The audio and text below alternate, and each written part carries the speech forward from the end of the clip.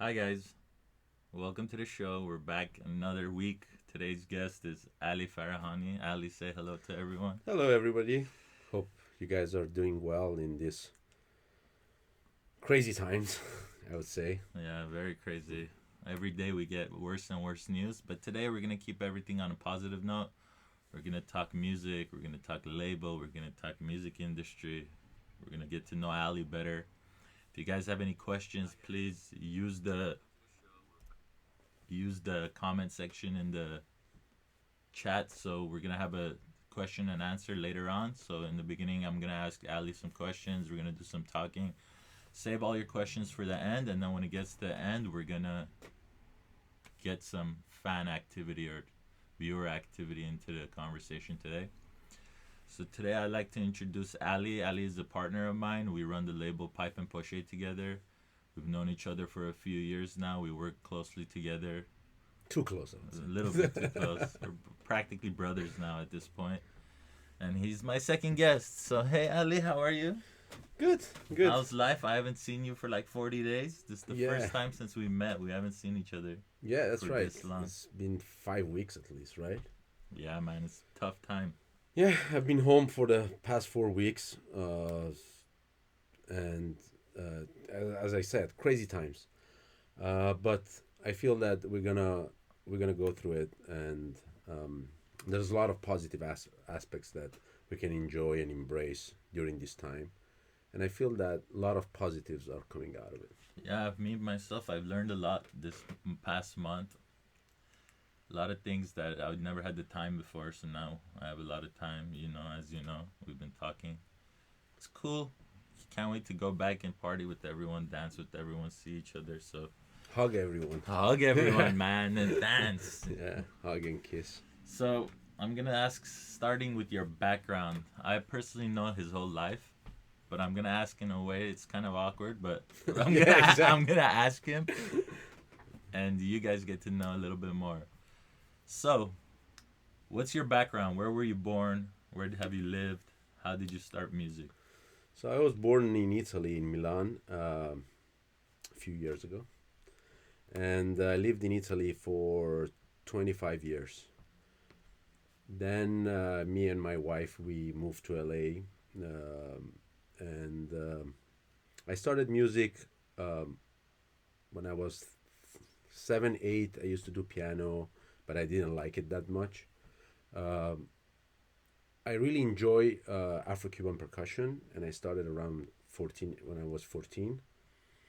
And around 17, 18, I started to try to make music.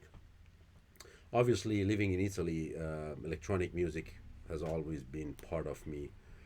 Since I remember I was 4 or 5 years old, we would record cassettes and tracks from radio stations and share it with friends. And Italians are very into electronic music, into clubbing, so this has been always part of me. When I was 14, 15 years old, my friends would ask me to make them CDs and share that with them. Then I guess the journey was automatic. So earlier you said you started piano. Personally, I know you're great Afro-Cuban Yeah, percussionist. If people don't know, he's the guy in the back playing with the hand yeah, drums. It's a very it causes the groove. yeah. It's a very interesting instrument. How many years have you been playing that instrument? Uh, 14 years, 15 14 years, years. yeah. Uh, But unfortunately, lately, I don't have the chance to practice that much. Since I came to LA, I play percussions with a jazz singer, but mm, I don't have that much time to practice. So I would love to, and I really enjoy playing South American music. music. Yeah, Nice. like salsa, merengue, The sambas. dancey Yeah, stuff. The yeah, stuff your yeah, parents would exactly. listen to Yeah, and dance to. I really enjoy it. Yeah. What first got you into electronic music? Do you remember, like, was it anything specific, or like the moment you knew you wanted to pursue a career in electronic music? I was always passionate since I was a kid. I was always passionate about dance music in general. Obviously, as I said, living in Italy was a huge groove and passion for that. People would go clubbing since very early stages. I remember there was day clubs for kids underage, like from 13 to 18 years old. You could go to day clubs on a Sunday Wow, that's afternoon. There are big. few in Milan, actually. I remember we used to go to Time, and they were all kids with DJ, dancers, lights, everything. And the scene was crazy. And I was always passionate about it. I always listened to all the new releases and all the genres and stuff. Obviously, I was following more the Italian side of it, like the tech house. Even before it was progressive, disco stuff, and I guess since I remember, I was always listening to electronic music. There was a short period that I listened to a little bit of rock and hip hop, the old style, but electronic music Yeah, always. I can tell in my life, growing up in LA, we grew up in different cultures, I Yeah, guess. 13 years, there was no such thing as clubs for us. We yeah. pretty much got into electronic like later on. But moving to America, do you see any difference in culture and the way people accept music or listen to music or understand music compared to what you were used to? Well, on the music side, I feel that the European crowd is more mature in the way of understanding different genres, different vibes. But I feel the American mentality is more to embrace new things and to enjoy different styles, even when maybe they don't understand it, but try uh, to give it a try at least. And they're And open minded, yeah, I yeah, they're guess. more open minded and they're more supportive, I guess. Going back to your youth growing up in electronic music, who back then who were some of your influences? Definitely, there were two big DJs that actually few. One, the biggest one, his name is Joti Vanelli. He's a DJ from Milan, and he's been there forever. One was him. One was another guy called Ralph, and obviously Claudio Coccoluto. I remember Beirut back in the days when he would come to Milan. 10,000 people would go to his shows, and he was huge. So all these people were people that I follow, I message, and fortunately, I was able to become friend to a lot of them. So I feel very lucky to, after all these years, to be able to meet and talk, and it's great. The first time we met, I remember you introduced me to you showed me your first track you ever produced.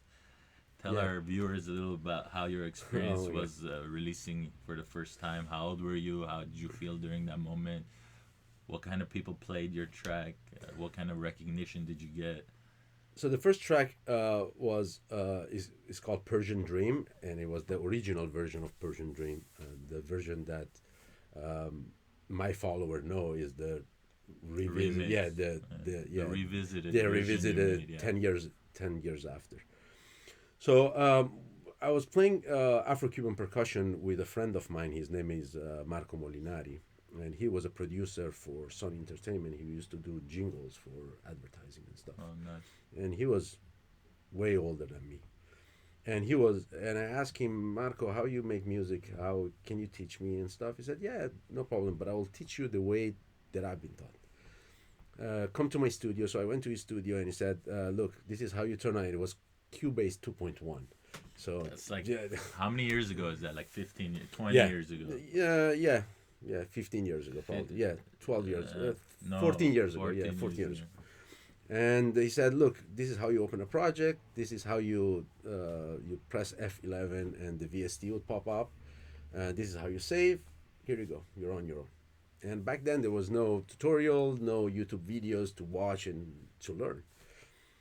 But he gave me a huge library of all his VST and plugins that he had. So I went home and with another friend of mine, we used to be a duo with my good friend Marco Bonuso. We were very passionate about it, and we spent around 7 8 months just to be able to to get to the concept of okay how this thing works. And every time I called uh, Marco Molinari, I told him, Marco, how this works. He said, I don't care. Yeah, Figure it out. figure it out. It's your problem. So in the meantime, I was home one day, and my mom, we had this bunch of Persian CDs and stuff. She said, oh, "Put these CDs and let's see what's inside of it."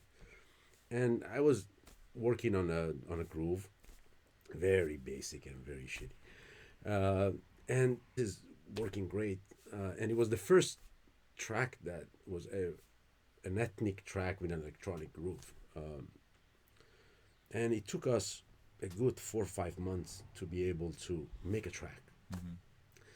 And a crazy story is that one night I was drunk and I was driving in Milan. I passed Jyoti Vanelli's studio, and at 2 a.m. he was going out of his studio, and I stopped and I said, Joe, I sent you a track to listen. And back then you couldn't send it via email and stuff. Yeah. You would mail it. Yeah, to You mail mail it, the yeah, CD. And he realized that I was drunk, and he said, "When? Where? I didn't get it. Do you have it here? Do you just want me to just go away?" And I said, "Yeah, I have a copy." And I had like 20 copies in my car, and I gave one to him. And the morning after, I saw that someone called me, and he texted me and said, "Joe, it's Jyoti Vanelli. This track is great. Come to my studio." So we went to his studio, and obviously the track, I didn't even know how mixing would be, what a compressor would do, or equalizer, nothing. But the vibe of the track was I guess nice. And then he wanted to release it on his label, but then I sent it to another very good DJ. Her name was Giusy Consoli. She was the owner of Le Folies de Pigalle, which was one of the biggest night events in Italy. They would do it all over Italy. And she loved it, and she introduced us to the A&R of Sound Division. And we decided to release it on Sound Division. But the crazy story is that the engineer, he said, okay, guys, you have to mix this track. And he said, look, we don't know how to do it. And he said, okay. And Sound Division was in Emilia Romagna, which is another state from Milan. So me and Marco drove 2 hours with our case, and we brought the case because we couldn't export or something. Yeah, I've And done it was, that. yeah, we spent 8 9 hours there, and he cleaned it up, and he made it.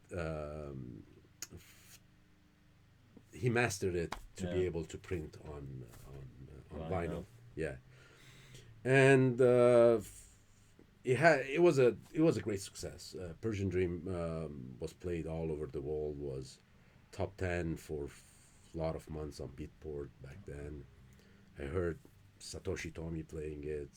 No, those are big Roger names. Sanchez. If you Yeah. guys don't understand who these names are, so back then before there was like internet and stuff, there was only a few artists like you could count maybe 20, 30 that people actually knew about. And the names, some of them he's Yeah. mentioning, are those are the names that were available. But now because of the internet, SoundCloud, Spotify, everything, we have like a plethora of different artists you could listen to. But before all this, he's Yeah. talking before internet, like Yeah. before dial-up, before you could travel with music. It was a lot more difficult to make, Very produce, difficult. produce, share, print. It's just a long time ago. But as you can see, he's an old man, the youngster. Moving on, let's talk a little bit about how. So I know your whole life, practically. A lot of people don't know. Like for me, music is everything. Music events. That's my day to day. Every day it has something to do with music. But you have a day job. You have a family. You have a label. You produce and you're a DJ. How do you juggle all that? What are some tips and tricks that you could give people that help you organize or put you in the like a right track to succeed if you're juggling doing a bunch of other things? Well, obviously, if you're passionate about something, if you love what you do, you don't feel that much the pressure or it doesn't. It's not hard. The only thing that I realized that I wake up very early in the morning, and I give value to each of the things that I have to do for the day, for the week, and for the month. So I try to split my time and organize my time. I have a calendar. I say, okay, from 6 a.m. to 8 a.m. I have to do this. From 8 to 12 I have to do this, and that keeps me focused, I guess. Yeah. And lately, because of the the coronavirus and stuff, a hug from my son, I guess. Before you're just in a rush, I have to do this, that. Now it's more, I Just guess. relax. Yeah, Yeah, it's we're true. going back to time, I guess.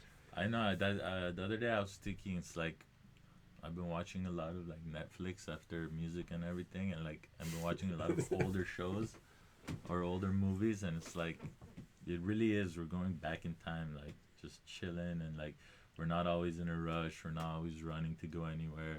The streets are empty the way it used to be, and Yeah, it's not exactly. overpopulated and stuff.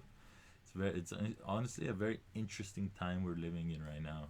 I'm enjoying it, to be honest. A lot. I get both sides. Yeah, Some days it's not a consistent. Some days it's good. Some days it's bad. Some for sure. days you're motivated. Some days you're not. Just depends on what new information gets sent to us. But Well, imagine I have a 3-year-old son at how home. how's that being home with Nico? It's If you hard. guys don't know, Ali has a cute 3-year-old son. His name is Nico.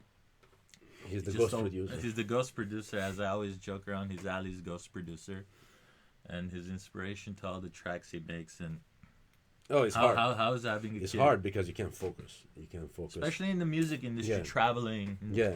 like leaving home. How do you cope with that? How do Well, you handle that? well, that part I enjoy. Obviously, you miss the connection with all your friends and all the people that come to your shows and stuff. But on the other hand, will not be forever. So it's a Yeah. good time to enjoy and relax a little bit. And then I'm sure that we're gonna go back to the same life that I in a remember. different way, maybe. Yeah, But I think for sure different way, but uh, I was gonna ask a question about bringing your son to your shows, but I'm gonna tell the viewers we took him for the first time to Tulum yeah, in this year in January. January. Like before Corona stuff, like it was such a cool experience running around the beach parties with Nico on my shoulders dancing and stuff. It was really a cool experience. Yeah, Yeah. brought him to our label showcase. He was running around. Everybody was loving his energy. It was a really cool vibe. Do you see bringing Nico out to more events? For sure, especially if they're day event outside, outdoor, and now that he's uh, growing up, definitely, definitely. And going into your other baby, not me. He always calls me his younger son. Uh, our baby, our Yeah. our brainchild, Pipe and Poche. So let's tell the viewers how the backstory is, how it started, how it all came to fruition. So, when I was 25, I quit doing music. I wanted to pursue my other career. I'm a UX designer. Uh, and I stopped focusing on music. I didn't do anything. I didn't like the Italian scene anymore. Um, till a few years ago, my father passed away. And Melody, my wife, she said, "Why don't you go back to music just for fun, just to get to clear up your mind and stuff?" I said, "Look, I haven't been in the, I don't know what's happening and stuff." She said, "What do you need?" So I gave her a list, and she came back a week later with all the gears that I needed, and and then I started just for fun, for myself, and nothing more. And I guess these things slowly became bigger and bigger and bigger. And I said, "Look, I have the experience. Why I my whole idea was to try to help other young artists and give them an opportunity that maybe I didn't have when I was younger." And my father was a pipe collector, and I collect pochettes, the pocket square. So the name Pipe and Pochette comes from that side. Then, after a couple of months, I met this guy. You're gonna tell the story how we met, and then I asked him, "Pat, what's your plan for the next 20 years?" I felt like I'm proposing to someone, You did. You proposed to me. but She's my first yeah, wife. yeah. And I said, why don't you join me, and we grow this baby together. Yeah, I remember the first time me and Ali met. One of my friends introduced me to one of his mixes, and then it was really cool down tempo. Back then, down tempo was just starting out.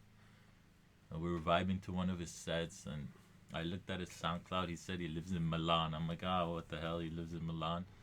And then, like, I don't know how Facebook algorithms or something, a week later, it said Ali Farahani playing in Los Angeles. I'm like, what? So I messaged him, and he invited me out to a show. And we started talking, and he's like, "Yeah, bro, I live in LA." I'm like, "What? Your SoundCloud says you live in Milan." He goes, "No, no, I moved here like a year or two ago." And I went out and we hung out. We had a good time, and we just became friends. We vibed off. We connected off the beginning, and then I invited him to some of our parties, and we started playing back to back together. And that's when our relationship started like developing more. Then he asked me to join the label to grow it with him as a partner. Back then, he had only you released two of your own original tracks, Yes. and then I was doing my thing, and like it kind of worked. My strengths, his strengths, it kind of made us stronger. We started developing. We booked, we signed Harag, and then we started signing other artists, and that was in 2016. Yeah, 3 years. Yeah, and now Two and a half years our, ago, our 3 years. our baby is young. It's about as old as his son. Yeah, So yeah. yeah, it's been a good journey. We've grown to have a short term. Like in the short term, we're pretty successful, real fast. 2019 so far has been our best year. Um, But we have a long way we to have a go. long way to go, yeah, but it's getting easier and easier, don't you think? Some of In the some way, the it's getting easier. processing of doing what we've been doing is Yes, signing tracks, that part promoting is them, easier. The hardest part is to be able to stay connected to all your artists, artists, yeah, because obviously the family grew, and you try to stay connected to everyone, everyone, yeah. and follow everyone and see who's doing what. So that part, I guess, is harder. Obviously, our queue of releases got bigger and Bigger, bigger. yeah. If you guys don't know, we have over 120 artists on the label, and we try to stay connected to all of them. They're all super cool. We handpick everyone that gets signed into our label. We interact. We get to know them on a personal level. What are some tips you have about being on this side of the music industry, outside of being the artist, being an A&R and signing people? What's that process like? How do you like it compared to being an artist yourself?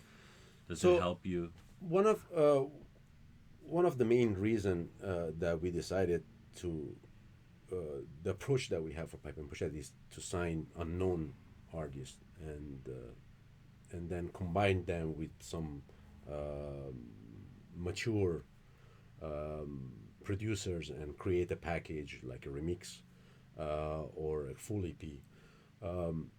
I feel that one of the most important thing is when you send a demo to an A&R to send a good presentation. Don't mass email. Mm-hmm. For example, if I see a demo that has 40 plays already, I don't even play it. A good approach would be create, and even for yourself, create a playlist for each label that your goal is to send it.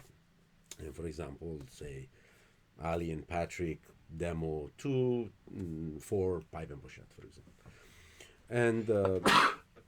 And Sorry. ask questions. Be yourself. Obviously, do a research to who you're sending demos. We receive around somewhere between 30 and 50 demos a day, and maybe 10 of them are they don't have anything to do Anything, with yeah. our label, and some of them the link doesn't work. They Yeah. don't. They so you feel that the person Doesn't doesn't even care. care. Yeah. He just made something and he wants to just get it out That's as soon true. as possible. So I guess every release it needs to have a character.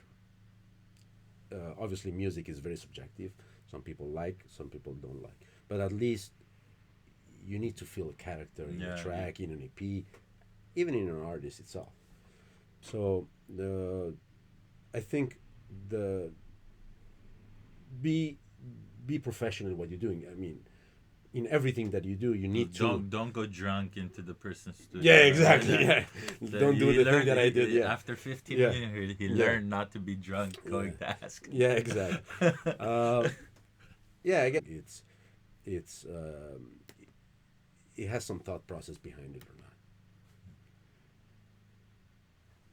That's a good way of explaining it. So to summarize that, you're like, care when you're sending music out, care about what you're doing, add a little bit of your personality into it, and make sure all the links are working and Yeah, everything exactly. is functional. And give a name to tracks, Name because the now, yeah, tracks, yeah. people send tracks, say demo one, demo two, demo three. How many tracks do you think is it's smart to send an A&R of a label?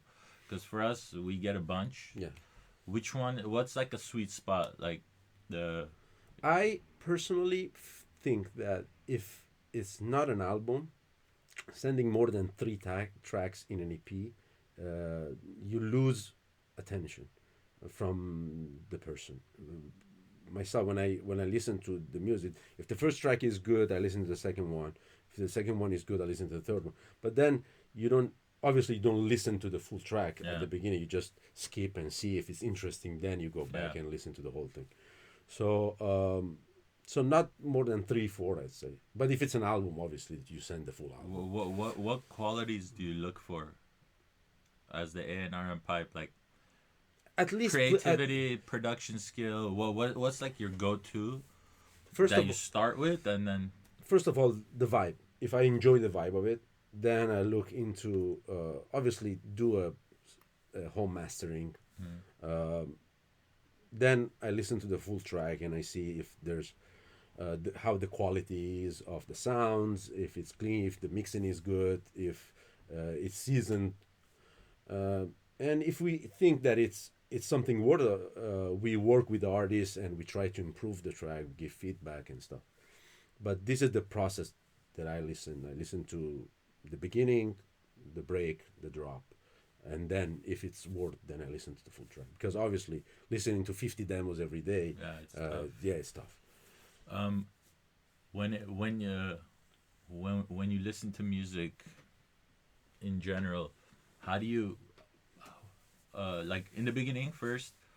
Do you only listen to electronic music at home? Like, what how do you get yourself in the vibe to like when you sit behind the computer to start listening to demos again? Do you listen to tracks you like? Do you reference right before you start going in, or do you have like a ceremony of how you do it? No, I listen What's to your all process? I listen to all the demos early in the morning because my ears are fresh and stuff. But I unfortunately I don't have time to listen to other genres, so I listen only to electronic music, and I listen all mostly our own demos and upcoming releases. Um, yeah, I think that, and it's something very subjective. Again, some people like it, like to listen at night. Some people early in the morning. I prefer in the morning. You Yeah, prefer later on, right? well, Yeah. later on is my morning. Yeah, exactly. So Yeah. no, yeah.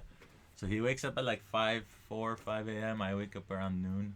I wake up around 4 a.m. I try to answer some people that are in Europe that are waiting for that day. And then I sleep again till 6, 7. And then Yeah. my day starts around 7 So a.m. pretty much for pipe between his sleep schedule and my sleep schedule, we run a 24/7 service. Yeah, we try. So, but when I go to bed, he wakes up. When he goes to bed, I wake up. Yeah. You know, so it's like it works. You know. Yeah, that's right. Yeah. So And sometimes I get pissed off that yeah, wake up. for him, he doesn't realize he wakes up early to talk to Europe. I go to bed late to talk to Europe. So it's funny. We're like brothers at this point. So we always joke around, and a lot of our artists that live in the eastern part of the world, they got to know us a lot lately, and it's a good chemistry. It's a good vibe we have. Going into, let's talk a little bit about music production. What DAW do you use? What's your process? What's your way of going about making music? I use Ableton, and I realized that there is no mm, like a checklist that I do. I just randomly I heard something that I like, a sample that I like, or even a note, and based on that I start. I never mix during my production. I do it always at the end. So, and I feel that if it sounds good when I finish the arrangement, then it will just get better and Better better. and better, yeah. I'm very lazy and bad in arrangement. People say no, the arrangements they're good. Yeah, but I spend like weeks. Still don't know how people make a track a day. Picking the sounds and stuff or the melody is not that hard, but the arrangement for me is a pain. And if Yeah, you guys don't know, the arrangement is when certain instruments come in, when they go out, what it feels like, the more of the vibe, the feeling you get when hearing these sounds, like the orders it comes in and out. So that's what he means by yeah, arrangement, if you didn't know. yeah. That part is the most painful for me, and I spend days and days and days. And uh, I saw a post that was saying uh, I spend 95% of the my time just for really small details that people don't even hear or You don't hear, even yeah. yeah. Yeah, But I've seen your yeah, project files. You yeah, get, it's like a generic layout and then a bunch of yeah, detail, exactly. And super detailed into parts like that. yeah, That's what makes you special, though. mm, You can hear it, your sound selection mm, of instruments, and you have a good ear to mm, pick the right instruments to do the job instead of cluttering your tracks with a bunch of yeah. nonsense. What's a good tip you could give someone? Because you give me a bunch of advice on production. What's a good tip you could give people that are trying to be producers or whatever? One thing that I realized that, and obviously we know a lot of other producers and stuff. None of us work in the same way. None. I've So you noticed have that. to just practice and find your own way of doing things, and just stick to that. Because every time I watched another project from another artist, I realized that I don't understand anything about it. Yeah, So each one of us has his own way of doing things. So just you need to master that, and you have to just practice and practice and practice. Send it to some friends, get feedback, get to know personally other maybe seasoned producers, and ask if it sounds good. What would they do? How would they uh, work around some of the issues? Because at the end of the day, also music production has its own issues too. yeah, for So, sure. so I feel that each one of us has his own way, and is it's art at the end of the day. So So your tip would be don't worry about what other people are doing. Everyone does it differently. Just focus on making what you do sound good. absolutely, absolutely, I don't follow what the trend is. If I like to make a disco track, I make a disco track. I I don't follow at all what Uh, the trends are, or now, for example, people are going back to a more harder Sound, sound yeah. and a more heavy. But I don't enjoy it personally, so I'm Yeah. staying with my own vibe and stuff. What kind of? I know during this quarantine we worked on some tracks. Before that, you had a few releases that are in the pipeline. Well, tell us about some of the tracks that that you made lately. The latest one that just got released, it's Over Again, that I did with my good friend Wisco. Wisco is a producer living in Berlin. He sent me this track and he said, "What do you think?" And I, I personally loved the heaviness of it, and it was down tempo but Berlin style.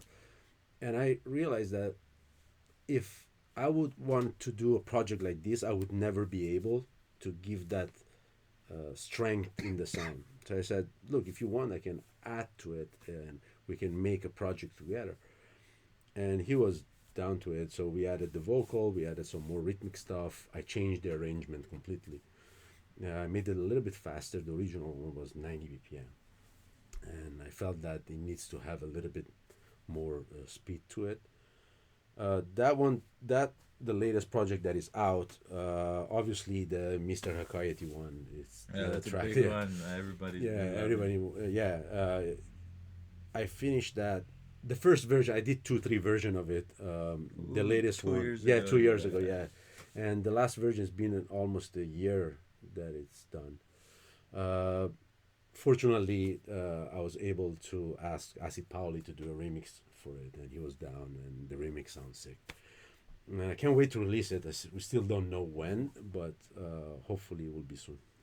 Lately, we've been getting a lot of recognition for the label, and a lot of big artists have been recognizing Yeah. us, playing our music in podcasts, parties, clubs, festivals. And lately we have it on the pipeline. We have a lot of cool artists. That like look out for the kind of people Yeah. we're gonna sign on the label.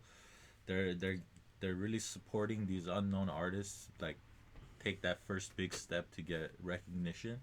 So that's one positive thing. And as Ali said, he got Acid Polly to fucking make a Mm. remix for one of his tracks. If you're in the music industry, you know how crazy that is. So you guys will hear it soon. I've heard it. It's great. Can't wait to release it. But one thing that I appreciate about our scene in general is how supportive, even all these big artists and everyone in general are. They're very responsive, very direct, and this is something that I really appreciate. Yeah, me too. Yeah, our scene.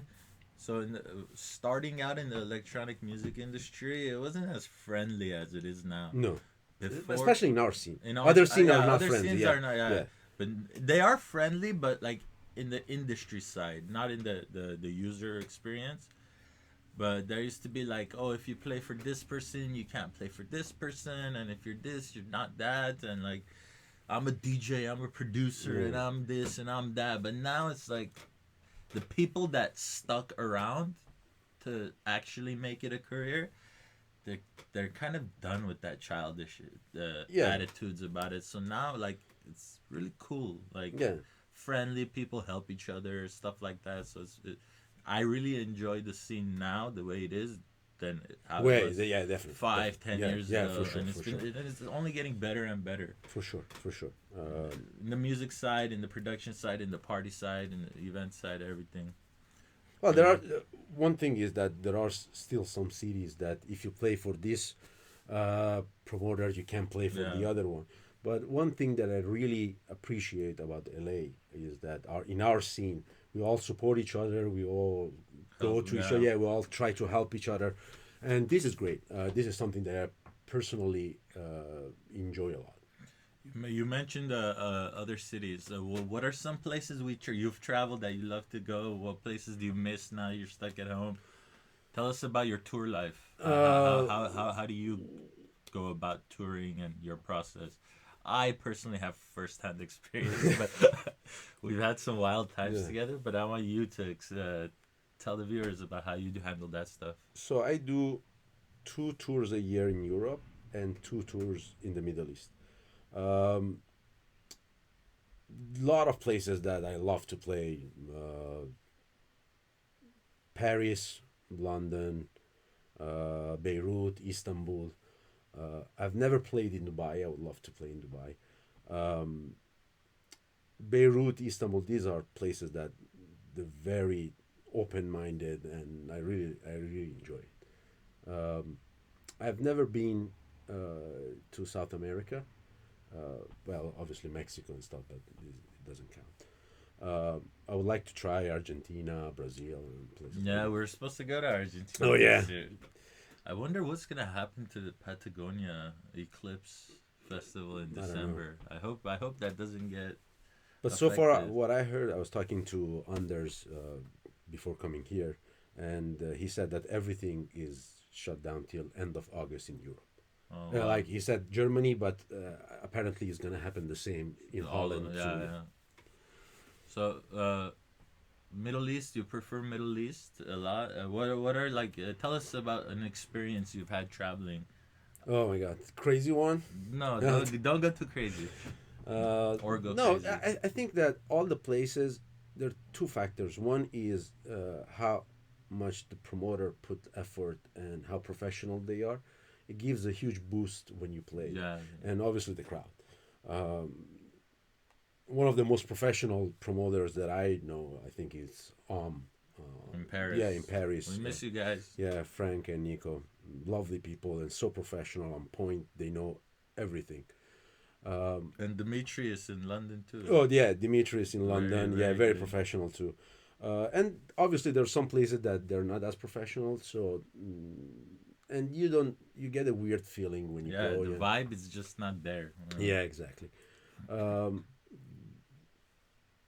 I can't say a place that you definitely would enjoy or not, but some places just make you feel like home.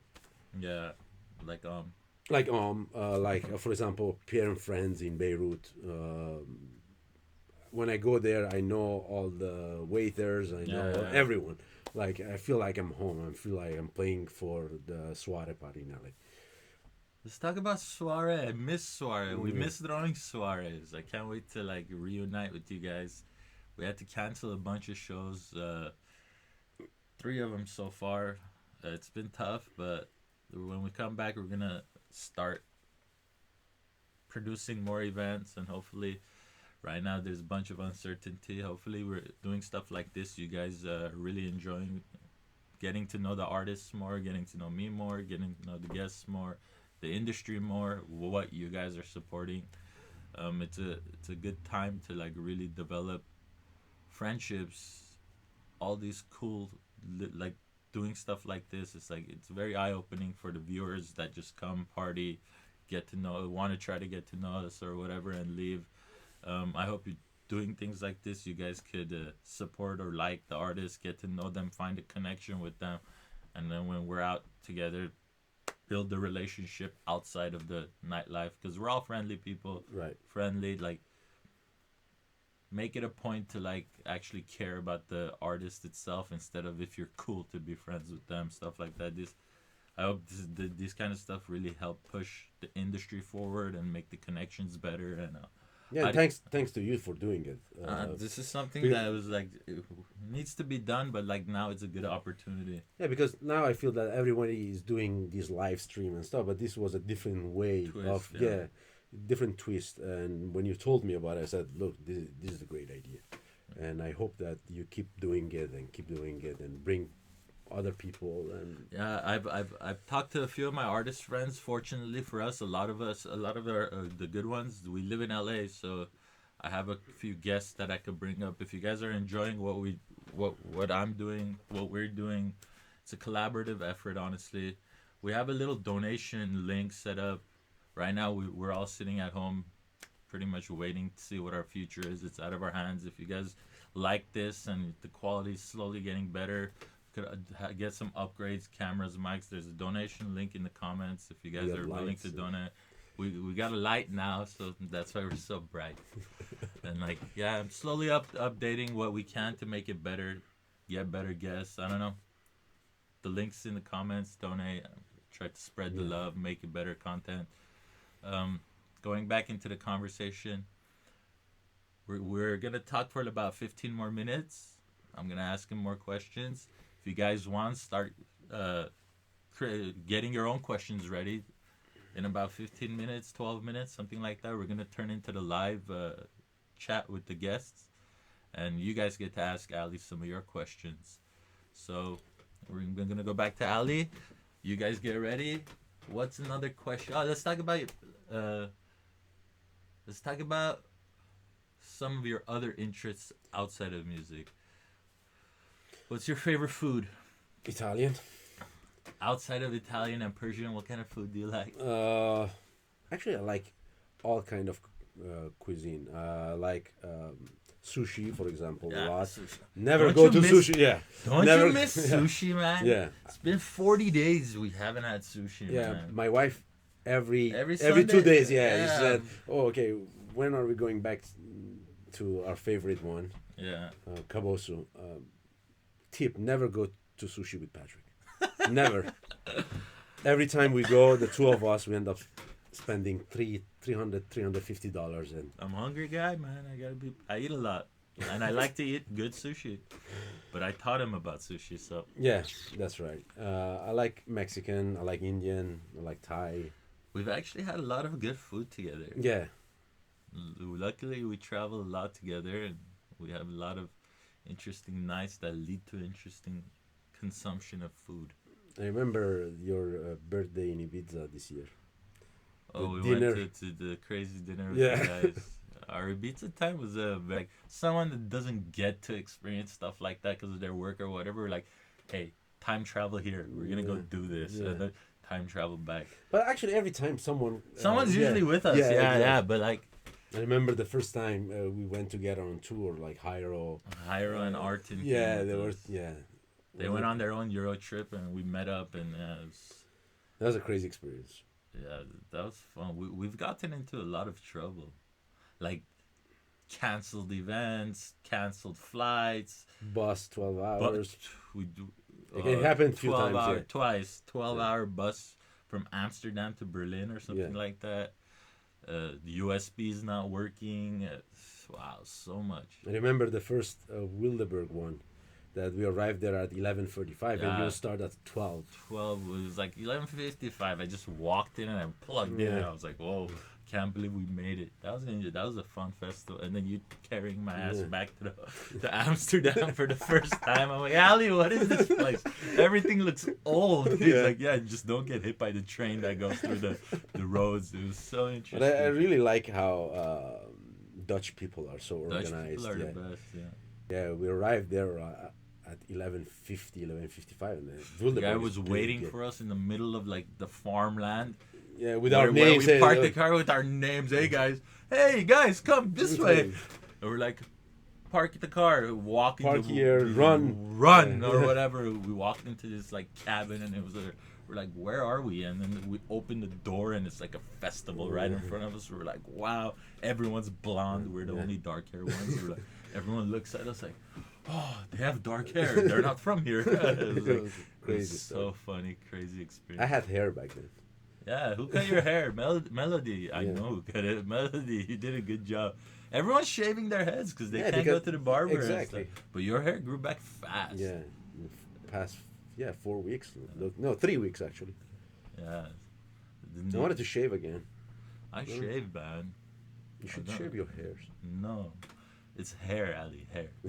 So, a funny thing you guys don't know about us, since Ali's lived in America for a very short time and speaks Italian and Farsi, English is not it's his third For sure. language. For me, English is my first language. First, second. So I Italian. teach him. So eat I always Farsi. correct his grammar, and he teaches me Farsi. So it's like a personal trade-off: English for Farsi, and my Farsi's gotten so much better. Yeah, your my mom pa- was talking about it. Yeah, my parents are like, you only heard us speak, and now you could answer and talk back to us and stuff. So he teaches me more than just music stuff, industry stuff, whatever events.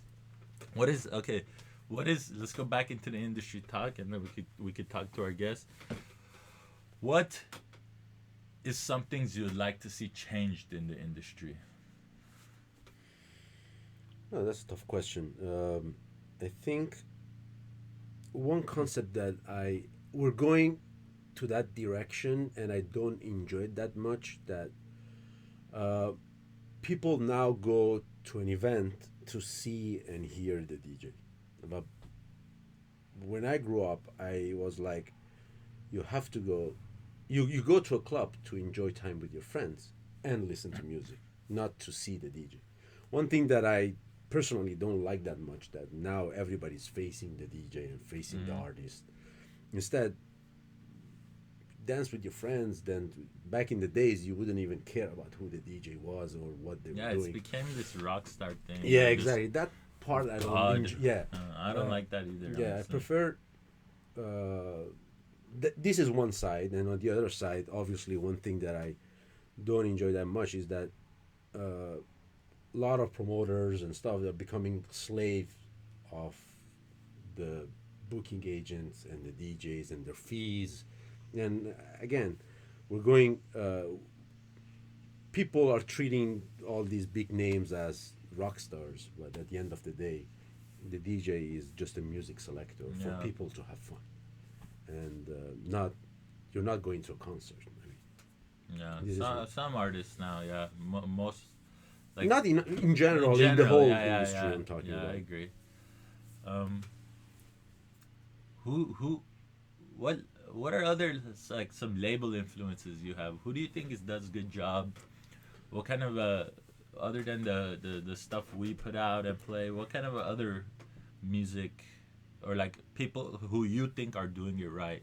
I know we talked about and Demetrius from Hovarda about the promotion side. Who do you think in like the music side or label side? Who do you think does a good job? Well, obviously our good friend Sabo, Soul Selectas, they've been there forever, and they're very consistent in their releases and stuff. I appreciate, I enjoy their style. Uh, Bar 25 is another label that I enjoy. Amselcom. Uh,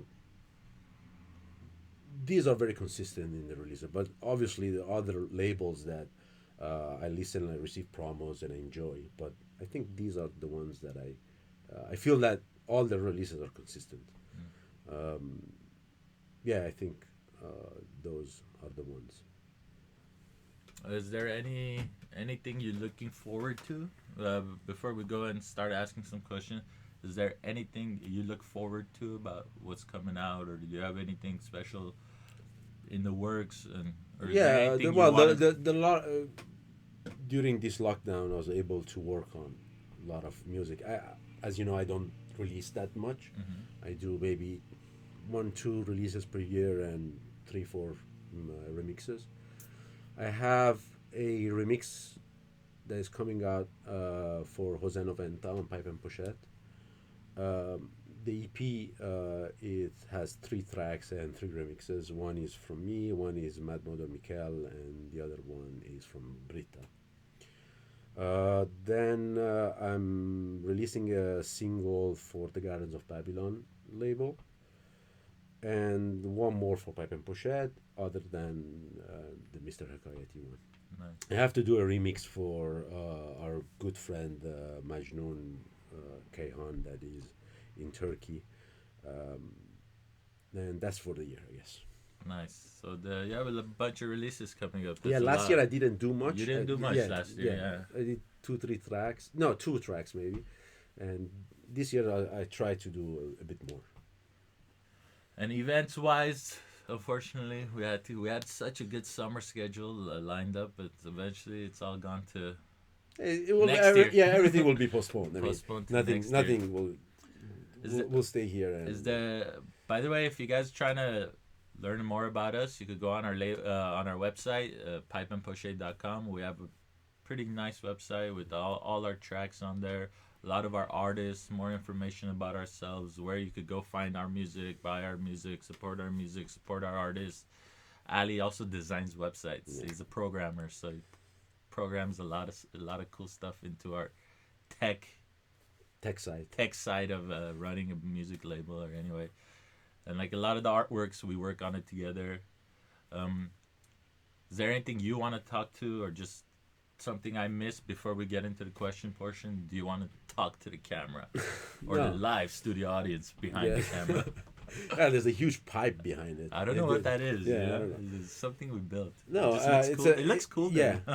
Uh, It usually goes here, but we're gonna put it there. yeah, no, and it gives a good light, I Yeah. guess. Uh, If you guys don't know how like put together this is right now, like if the camera goes the opposite way, you guys would laugh. So Yeah. we're keeping the camera this way and keeping the mic there. And it's like, safer, I guess. It's safer, yeah. But it's like if you guys are trying to do stuff like this, it's not that hard. It's difficult to get the gear and stuff. I'm using my iPhone. I have a basic mic and a laptop, and I told everyone in my house, don't turn on the Wi-Fi so it doesn't lag for them. But after this interview, it's very few simple stuff. If you just read about it, you could get a stream going and talk about whatever you want to talk about, or cook whatever you want to cook and show people, or make music. It's a cool thing. If you guys We should do a cooking. cooking, Mhm. yeah. Oh, we didn't talk about how good of a good cook Ali is. So every time we go to have meetings and stuff at his house, he either cooks me steak, pasta. His wife makes the best salad in the world. I usually finish the bowl every time. He's good at pasta, steak. Italian food Italian, in general. Italian, Persian, I'm yeah. not good, except like the barbecue and stuff. But I've yeah, seen his barbecue. No, no, he's not more, as good. he's Yeah, more in the kitchen. yeah. I enjoy. I think it's kind of meditation for me, cooking. Yeah, I've And seen the way yeah. you go and how your vibe is. It's very interesting to know you in deeper perspective and get to know you personally and how you apply, how you do things differently in each task that you do. It's very interesting. And it's in general, as we said, every one of us does. They live their life in a complete different way. So every time I say, just be you, do whatever Yeah, you enjoy to that's do it, on the music side and off the music side. Yeah. Don't follow. Oh, this is the trend now. This is what people are playing, so I should do the same. It's not gonna work. Okay, guys, it's ready to get your questions going up. I'm gonna scroll up all the way to the comments and start going down one by one, and kind of say hello to people that tuned in and tell Ali who tuned in, and start going down your questions and reading them one by one. So if you guys have any dying questions or something you want to know, just type it in the comments and I'll ask Ali. So We have Narek that message. Narek, by the way, is my son's best friend. yeah, no, Narek, our friend Narek, he takes the videos at our events. He was born. He's a very same day. Same day. He was born on the same day as Narek, and the first time these two met each other, it was like this connection of they know each other. They're the same person, and his son had no idea like they're born on the same day or anything. But like this, And every day he this says, vibe, Narek is my they, friend. They yeah. had this connection. They had like spiritually together. So it was a very creepy but very cool experience they had. It's And super still, cool. Thanks for tuning in, Narek, Alex, Nee. Hey, Nee, what's up? Hey, Muma, how you doing? We miss you too. oh, man. Alex, Sarah, Melody. Hi, Melody. I'm taking care of your husband. Don't worry. Pedram. Everyone else. Parham. How you doing, guys? Garik. Victor. What's up, Victor? Anoil. Ardi. Okay, so our first question comes from Muma, and we're gonna. Oh my It's a gosh. funny one. He goes, "How did how, how did meeting Muma change your lives?" Well, I need to send him a separate message for Yeah, this, yeah, but that to one- be politically, Muma Political. is maybe the best person in our industry. Everybody, Yeah, everyone that everyone knows loves Muma. Muma, everybody loves Muma. He's such a good guy. Yeah. If you guys don't know Muma, he released his album with Basso on our record label. Few other tracks, Showtime yeah. and few other tracks. He's a super dope guy. He lives in Dubai. He just got married. He just got married too. Congratulations. If you see him, tell him Yeah. congratulations. He was with us in LA New Year's, and we had a lot of good times together. But he's a super sweet guy. We make fun of him and he makes fun of us all the time. So that's why he has a comedic question for us. But honestly, it made me realize how much hair we have. Yeah. Yeah, And how right? tall we are. And how tall we are. Yeah. No. That's how it changed our lives. But taking it on a serious note, I think to enjoy more the Middle East side, outside of obviously Iran, on the Arab world, and to get to know on a personal level more. And every time I travel, for example, to Beirut, he tries to come, and he shows me around, and Yeah, such an amazing I time. stayed with him when I went to Dubai. Such an Showed me amazing around. house. Awesome guy all together. We love you. We miss you. We can't wait to see you soon. Going down, next question. Hey, Victor, I love your sound. Each one of you have a specific sound personally. Thank you, Victor. Thanks for the gift, Victor. Melody says she didn't have any choice. I don't remember what we talked about, but it's okay. It's okay. Okay. Muma again, another question. Is it better to send the SoundCloud link as a demo or the actual track as a wave? I have noticed that some labels ask to enable the download. SoundCloud private link, downloadable link.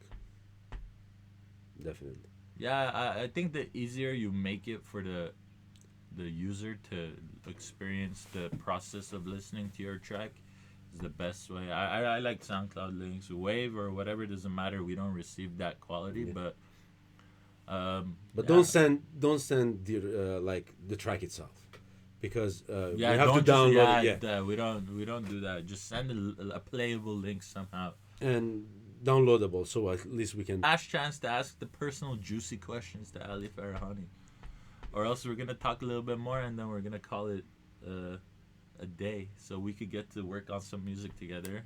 I haven't seen this guy in 40 days. So yeah, I'm gonna Actually, talk. let me ask you a few questions. Sure. So now it's my The time. tables have turned. Yeah, exactly. The tables have turned. Go for it. What do you feel we're gonna? How is gonna be after this whole Corona crazy thing. time? Yeah. Honestly, How our life will change. honestly, What do you feel? my Very personal opinion. It all depends who's feeding you information. So, in my personal opinion, right now, politically, I don't think our country is united, and instead of banding together to fight a common enemy, we're more like cutting each other's legs off to be cool or get their agenda pushed forward. My thing is that has a lot to do with how we live our lives after. So after we all get better or can go out or whatever, I think people are gonna realize what's truly important to them, and there's gonna be a lot of new faces in the scene, and a lot of people are gonna disappear from the scene because during this time of staying at home, a lot of people got to focus on themselves and learn something new and realize, like, I've been sober for like 40 days. I maybe drank once this entire thing, and then that day that I did drink, I realized how shitty I felt the next day, and I'm like, bye alcohol. I don't want to drink alcohol anymore for now. So I've been staying sober and I've been enjoying it. So, like, going back into the real world where we're drinking every weekend, I don't think I'm gonna drink as much. Just stay sober and say what's up, guys, and have a good time.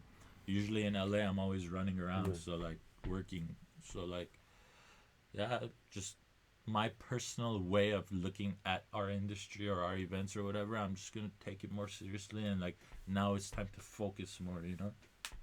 Um, we got some questions. There's a delay in the sound, so we got some questions. Um, why do you think that sending a demo with many plays on SoundCloud isn't good? Well, because it means that you didn't give value to the label that you sent it. You already sent it to 50 more people, and you're trying. You're fishing, Yeah. pretty much. My take on it is that if 40 people have heard it and didn't sign you, that means your track's not good. Most of the time. Most of the Most time. of the time.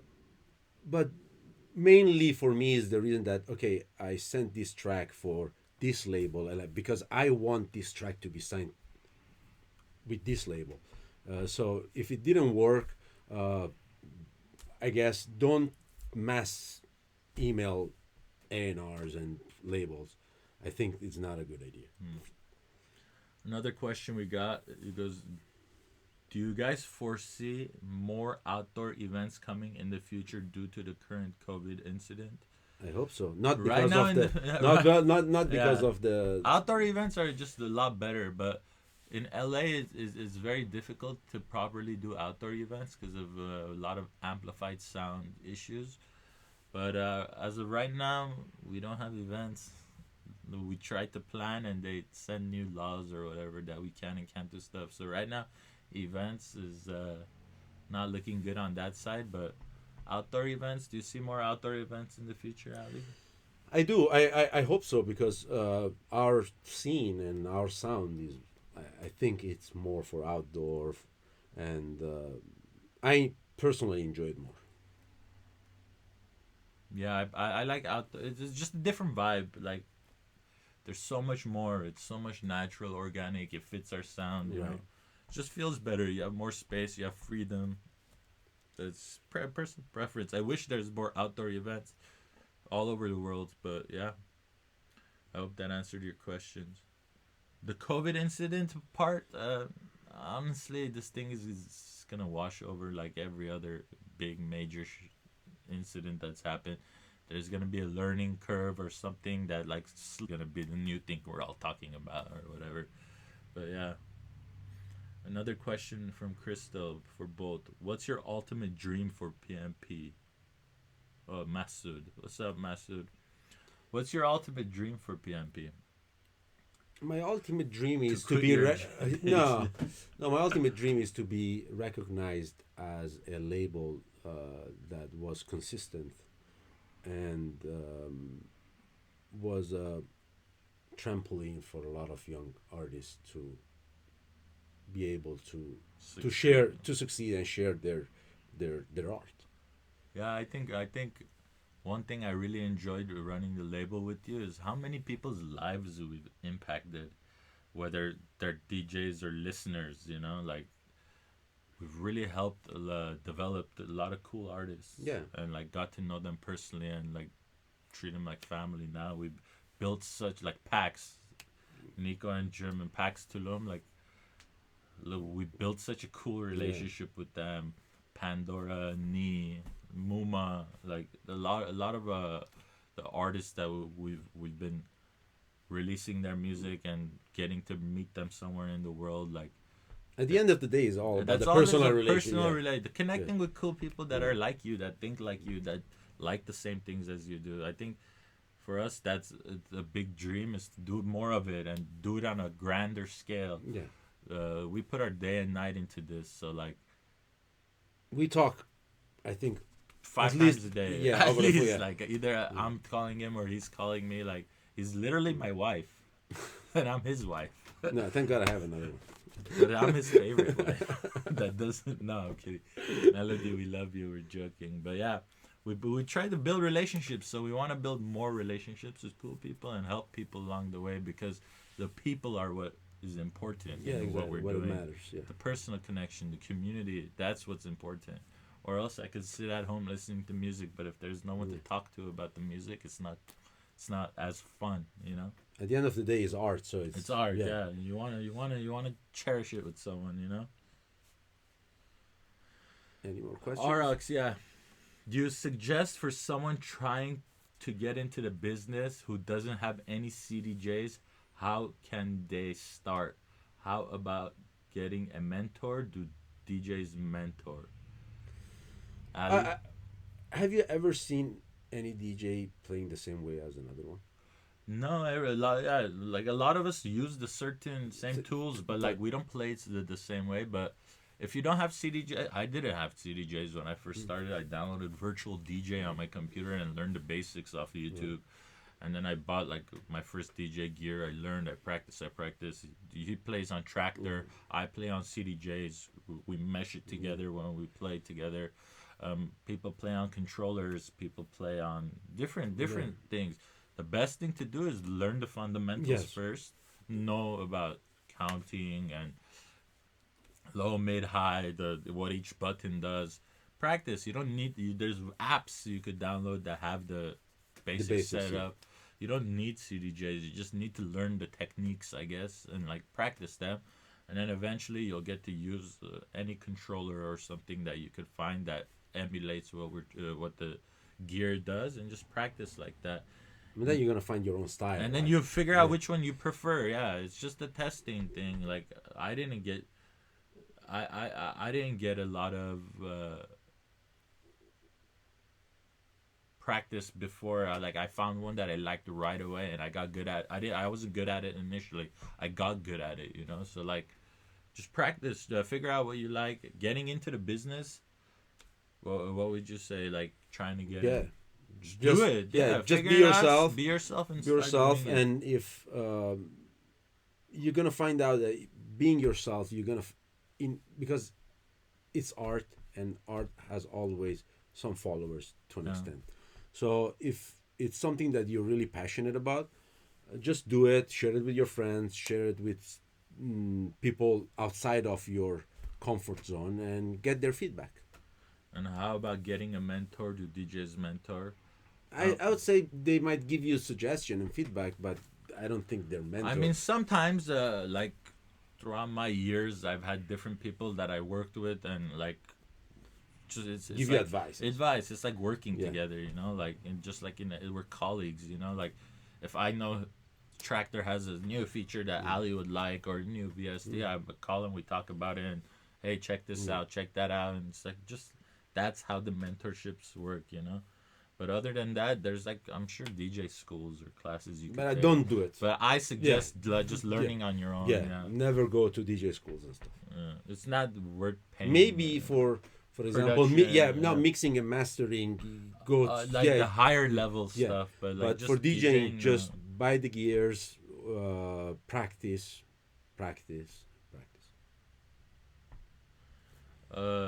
Navid asked a cool question, and I'm gonna take this worldwide. The answer to worldwide. He said, "Who are some of the underrated DJs and he said locally at the end. Who are some of the underrated DJs and or producers locally that you know?" I think locally is hard to because we don't know too many personally, but in our scene, some people that I really enjoy, for example, listening to, even for opening sets or even house parties. One is definitely Edwin, that we know. Edwin is great. Yeah, he's a great DJ. It comes love out of your personality, you know, like Yeah. the really cool people that you know they support and they come. We ended up finding out he has a secret. He's been DJing for a long time and he supported the label, and he came out and he threw down. And I listened to few of his sets, and I really love his style.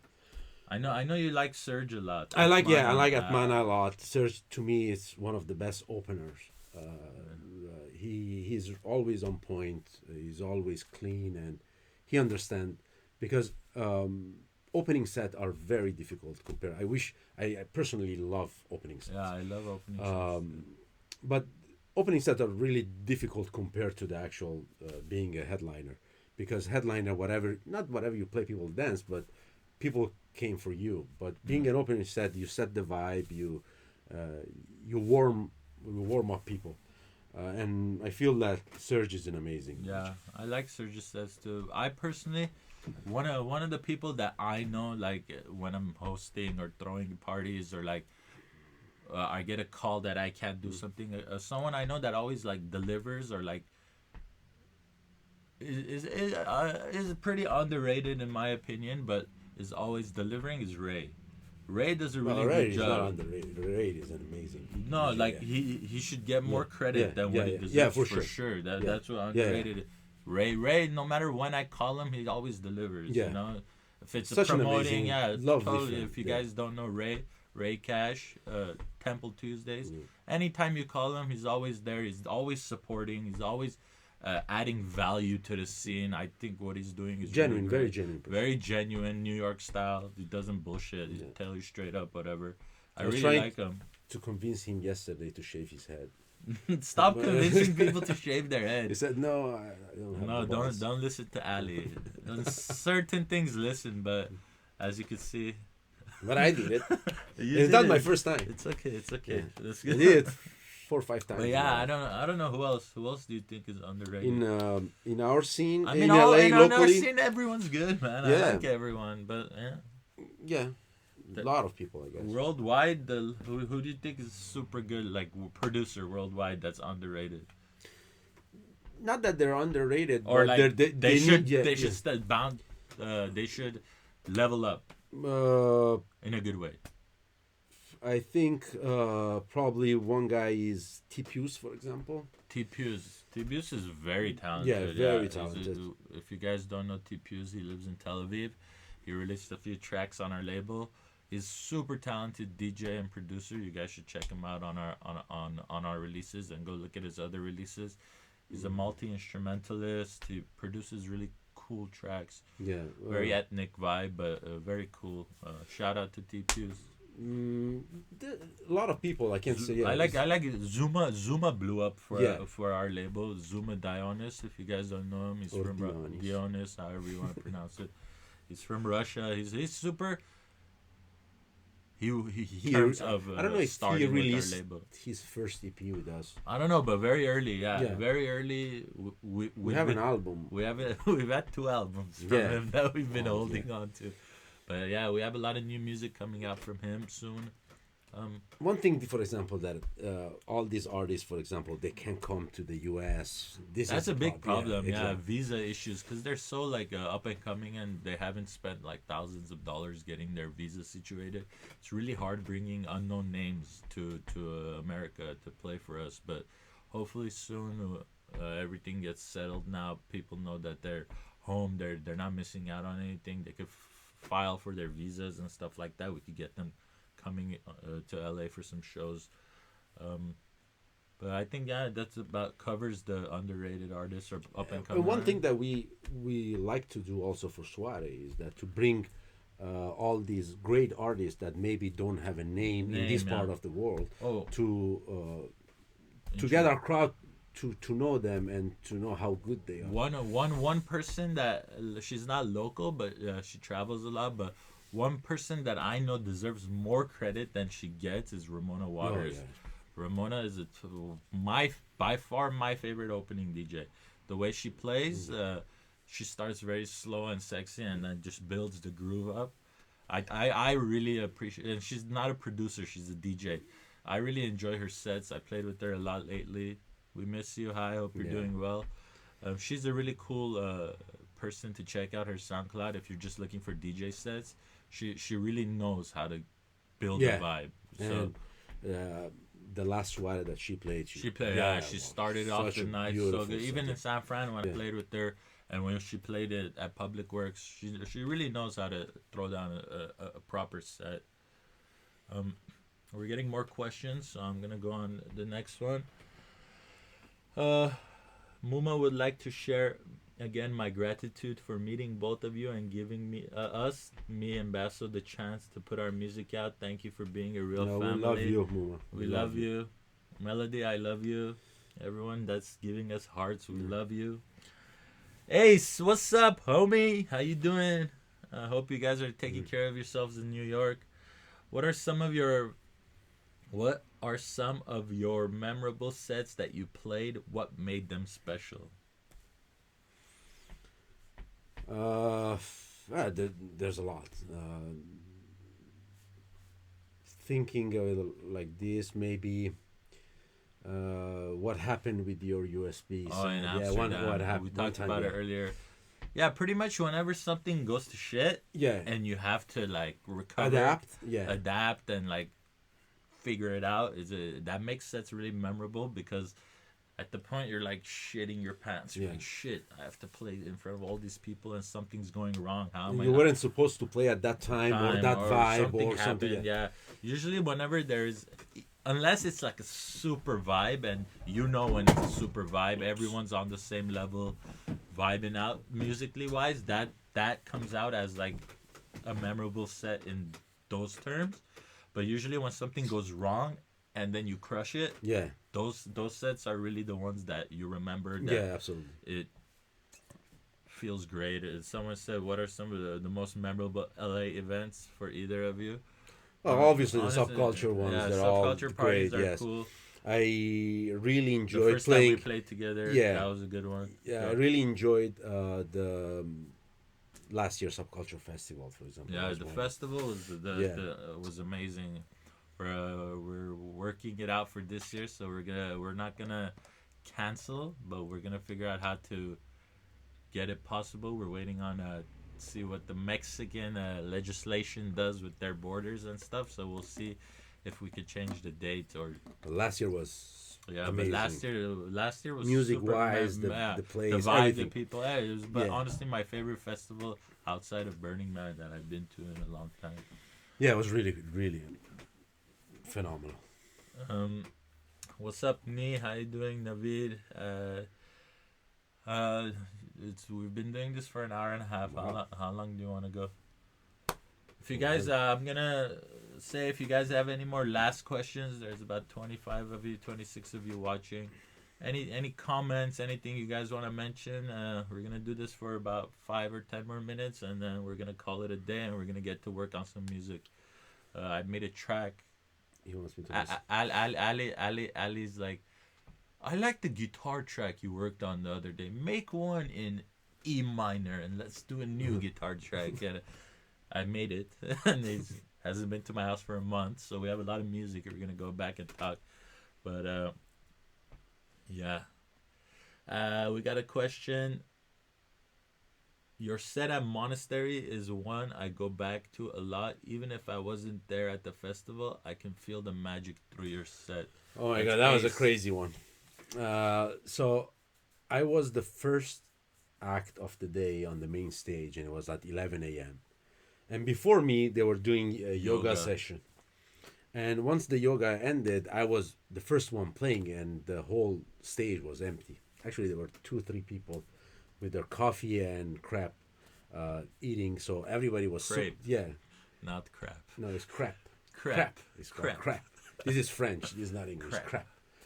And I started, and at the beginning I was like, okay, what I'm gonna play? It's empty. There's no one. And then I was like, whatever. I'll start playing, and most of the time I play stuff that in that moment I enjoy myself playing. So I started like that, and people start coming and coming and coming. At the end, it got packed. So that was another hard one for me. Maybe one of the hardest sets that I ever played, because I've never played on an empty stage, and there was literally no one. But after the first 20-30 minutes, people start coming. So it was a great experience. It was fun. I remember I slept late that day in the tent, and I put an alarm on.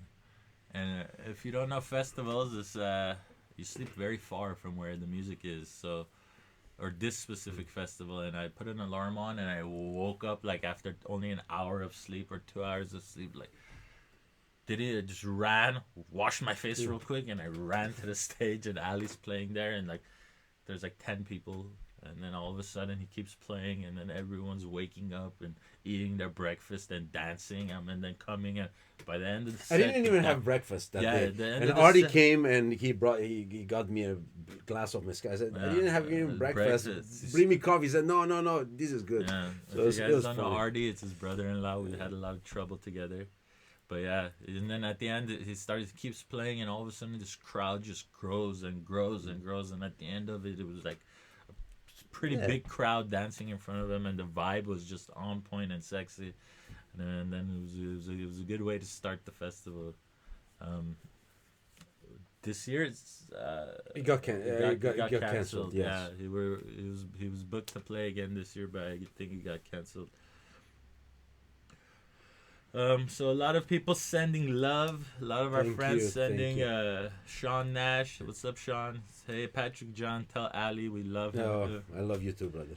We love you guys. I think we're gonna cut it up around here. Thank you guys for tuning Thank in. you. We love you guys.